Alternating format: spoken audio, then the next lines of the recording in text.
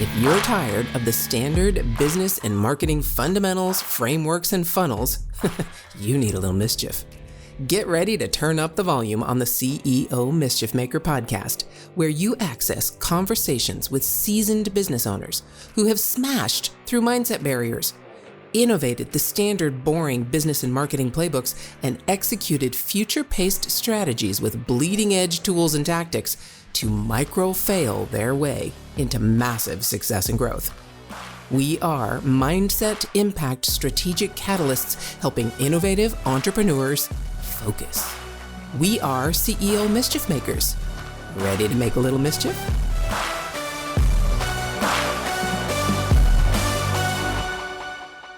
Okay, I hope you have been enjoying my conversation with Dr. Eugene Choi, because if you want to learn more about this brain training stuff, right, and turn your brain at will to be able to significantly improve your performance and your clarity based on science, not just woo-woo mindset, right? If you want to be able to train your brain at will to be more clear and higher performing, then visit destinyhacks.co.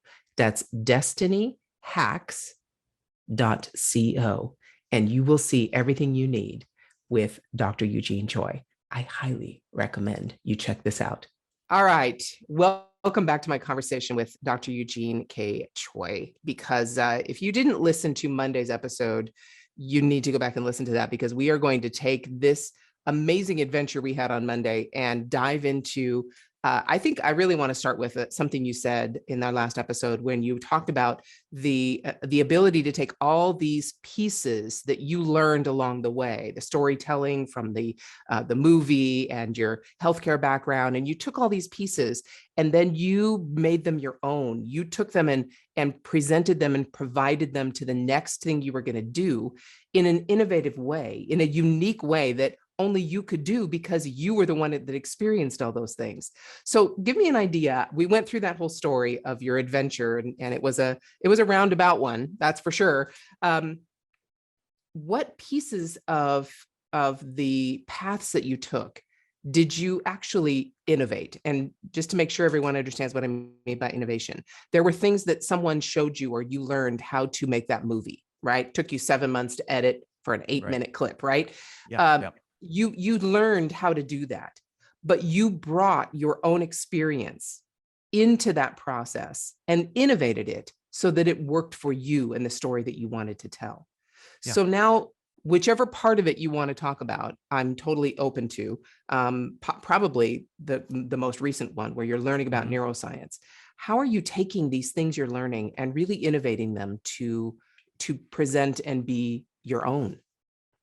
Yeah, absolutely. So it all started with this personal gripe, I guess, with the personal development industry, where I don't know if you can relate it. You know, those kind of experiences where you get all hyped up because some motivational speaker talks or whatever, and you feel all good, you're going to change your life. You get back home, environment's the same, and nothing changes. So I just really started trying to figure out, well, how can we actually prevent that from happening? So that led me down this path of just a lot of curiosity, a lot of asking questions. I've spoken with physicians, clinical psychologists, therapists, and they're telling me their world and where they feel, frustrated with certain things.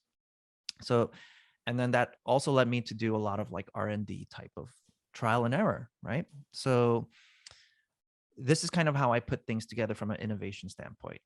My marketing skills I've developed indirectly from my filmmaking days and my business coaching days too. So that's what I was doing all day, every day, reviewing people's marketing, copywriting, and all that kind of stuff to help them grow their business and get more of a direct response from their clients and audience. I'm putting it all together. I'm going, okay, so marketing really taught me about how do you take something sophisticated? Because if you talk to an academic talking about neuroscience, it's like, kill me now, right? It's just like a lot of jargon, a lot of like, it's just like, oh, okay, like it's going over your head. Yeah. So marketing taught me a lot about how do you take some sophisticated ideas and be able to explain it in a way that's not just easy to understand, but it's also easy to implement. So I innovated a process that does that, right? That's why part 1 is awareness, which is what we went into earlier. Part 2 is just training. You just teach yourself the skills of how to actually rewire your brain. because it's stuck in a pattern due to these meanings we give our life for actually a majority of our adult life. And it gets automated to be in that pattern. You're not telling your brain to do it. It just does it No. without you thinking. That's the whole Yes. point of a programming. Yes. So it's just training on how to rewire that. And the third part is execution so that you can reap the benefits and experience the benefits of the transformation. So I've been just testing that. So I've been able to explain things in a simple way using my marketing skills. I use my healthcare skills to provide the education and the training, where it's just like there's certain things to understand. I'm trying to explain it in as easy to understand way as possible. That's how I innovated that. And then combine that with my business skills, where I've learned from multiple CEOs how to run a business, grow a business, scale a business, etc., to apply to my own business. So all of that just came together to create certain results, right? I used my marketing skills I learned from my filmmaking days with my content online with my articles and generated over 1 million views on my articles in less than a year. Influencers like Dai Kawasaki shared it. 2 years ago during the pandemic, one article went viral, 7 million plus, readers. And that single-handedly got people on a phone call with me because I implemented the funnel, right? Like all that kind of stuff, Right. business strategy. Right. Yeah. And I just innovated all of that. And now I'm able, next thing I know, I can't believe the type of people I'm in front of, right? These influential leaders and business owners that I'm helping coach. So that's kind of how it all came together. And then what I would credit that to is also the mindset around how to think about things. After you meet your like fifth, 10th successful business owner or leader, and by success, I mean, yes, they're creating financial results, but they're also happy. They're living the life they want to live. You see what I'm saying? Yes. They really understand the mindset. So what do I mean by this? They understand how to approach things from, it's not about what to think, it's how to think about it. Yes. So the illustration I always like to give is, imagine you're watching a tutorial, like let's call it the cooking channel, right? Imagine you're watching a cooking channel and the chef is teaching you what to cook, a certain dish. So we focus so much on what to do, don't we? Step one, here's what to do. Step two, here's what. And how many times have you had that experience where you're finally done, you compare your dish to the experts, to the chefs, and you're like, why does mine look nothing like that? Right. And I think everyone's experienced something like that. And we might Oh, yeah. attribute that to, oh, the chef's done this 1 million times. That's why they're able to do it. There's truth in that statement, but what most people don't pay attention to is, hold on, the chef also knows how cooking works. This is why you can put a whole new set of ingredients chefs never used, put it in front of the chef, probably will cook something delicious, but put it in front of the newbie. Think about the types of questions they ask. They're so used to the what information. What should I do? They're sitting there going, what am I supposed to do with this? Tell me what to do. And if they stay stuck on the what to do, they just never cook. They never try. Right. But it's the question itself that's disempowering, that keeps us in a survival state. Fight, flight, freeze. But if we ask better questions, higher quality questions, such as, wait, hold on, chef, how does cooking work? The chef can explain, oh, easy. You have an 8-ounce piece of beef here. You put it at this temperature. It's going to cook this fast when you put it over the flame. And that's why if you cook it for this many minutes, it comes out the perfect consistency. Yeah. Yeah. If you know how something works, you're golden. You start to see all the options on what you can do. So that I really tried to adopt that way of thinking. If I'm feeling stuck on something, I would stop asking, what am I supposed to do here? I would get more curious. How does this work? Why is this important? Yeah. Right. And then things finally click and go, oh, this is how creating something viral works. Oh, this is how these successful leaders speak about things in a way that's so persuasive that it becomes irresistible for you to take them up on the offer. Oh, this is how persuasion works. This is how copywriting works. This is how and we get out of our black and white thinking, because survival state is black and white, by the way. Because if you're in front of a tiger that's about to eat you and you don't have black and white answers, you're dead. And we can't think critically. We just react. So anyway, that's kind of how I innovated all of my marketing skills, my healthcare skills, my coaching skills I've developed, whether it's in business or mindset, and just merged it all into this one thing called Eugene's coaching skills. But I have to unpack that a little bit. I really want to find out who you want to impact. So that's where we're going with this. But before we get there, there are so many DIY courses out there that teach you how to do something. And that's all it is: how to do this, how to write an email, how to build a funnel, how to, build a coaching program. And that's, I agree with you 100%. when people come into this and that's all they're looking for is how to, they're going to stay in that mode of just how to, because then they're not going to know what the next thing is. So they're going to have to learn that. And most of the time, people who come to me and come into my programs, that's the number one thing that's kept them blocked, is they have to know everything about a particular subject before they can act. Yeah. And Yep. they can't trust themselves to know anything about it or experiment or be curious or try things out. They have to know, they have to hire someone or find someone who has a course so that they know everything about it before they can Correct. act. That is Correct. the most frustrating thing to me ever, because you don't need that. You can take pieces of it and experiment with it. And that's why we talk about this as innovation. So anyway, I'll get off my soapbox because I'm going to start, responding with emotion. So, so that innovation, I need to make sure everyone hears this, that look at what Dr. Eugene just said. He was talking about looking at situations, understanding not just what to do, but why and how, and understanding the principles behind something, and then being curious and experimental. Did I explain that correctly? 100%. I mean, what you're describing right there is full on survival. I need to know something before trying it out. I guarantee you there's some sort of concern there. I'm afraid of looking stupid. I'm afraid of making mistakes. And you have your own meaning about what it means to make a mistake. That Right. pulls you on full on survival. And which, by the way, you know what the irony is? People say they want to know how to do something, but the information they're focused on is what? MK, just tell me what to do with this bot. I That's don't it. care about how it works and why it works. It's because I'm in survival. But then the answer is, well, if you focused on how it worked and why it works, then you'd be more willing to try things out and figure it out. Yes. And that Yes. it's our fear that keeps us in that survival. And one way I like to explain is this. I remember hearing this prominent writer speak. He's like a bestseller and all that, best-selling author. And he was just on his soapbox going, you know what? So many people ask me the wrong question. You know what they keep asking me? They keep asking me, how do I become a bestseller? They keep asking me that, but that's the wrong question.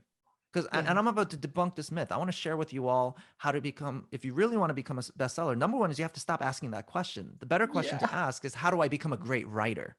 Because if you Yes. become a great writer, then you maximize your chances of becoming a bestseller. And let me share with you all how you become a great writer. Anyone can do this. You have to Yes. be willing to be a bad writer.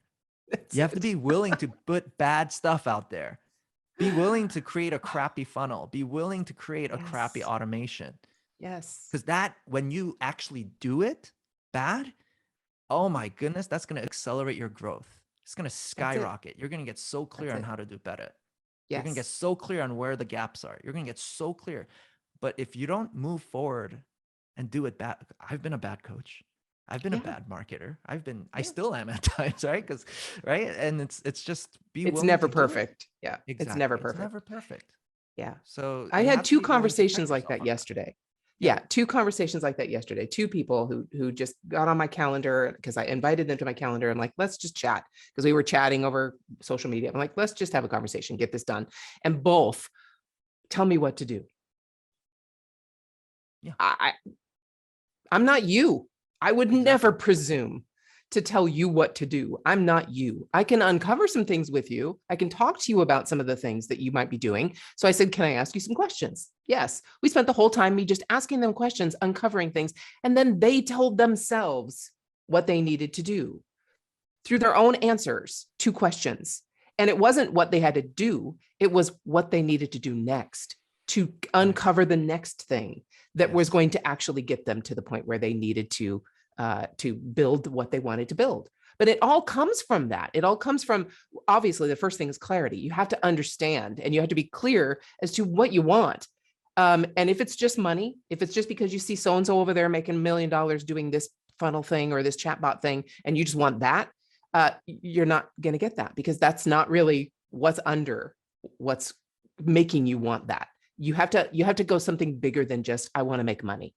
So let's talk Correct. about your impact. Who do you want to impact? Who are you looking to share this incredible knowledge and this incredible ability to uncover things, help people uncover their own things? Who are you impacting? Yeah. The type of people I've been impacting is the people who really are committed to their own growth and have that willingness to go deeper. Has that willingness to go on this adventure of becoming more aware of things you've never even realized was there. And that helps expand. So a lot of my people that I work with are leaders, business owners. They're making some impact in certain ways. I call them heart driven because they actually care, right, about Yeah. making an impact. Yeah. Yeah, these are high performing individuals that are very bright, very smart, and want to take their growth to a deeper level internally. Yeah. I'm so happy that we had this part of the conversation as well, because of the fact that this all leads us to what we're going to talk about next in the next episode, which is really what action we take. So we didn't start with what action do we take and then try and go backwards and uncover why. We have to start with where we are and what our mindset is and what goals we have, what dreams we have, what it is we're trying to accomplish in the world, and how we're looking at those things, how we're looking at the world, in order to then take the next action that's necessary to make that happen. So I love the way we're unpacking this, and the brilliance that you have brought to this conversation is to be honest, unmatched. So I'm so happy that we were able to touch on it, really the impact that we want to make in the world and how you're innovating everything around you. I mean, you are really you must be someone who learns things very quickly. I try my best too, but yes, in certain aspects, yeah. You're a young person, and if you Mhm. have learned these things in that short a span of time, you learn very quickly, and not just learn. And because many people can just learn a thing, but to actually internalize that, understand it, and be able to spit it back out in a way that makes sense to others. Here's what I see. I see a person who can learn very complex ideas and situations and impact on people, very complex subjects, and digest them down to maybe not easy, because none of this is easy, but simple explanations so that we can then also internalize them. So from myself to you, thank you for that. Thank you. Okay, hold on.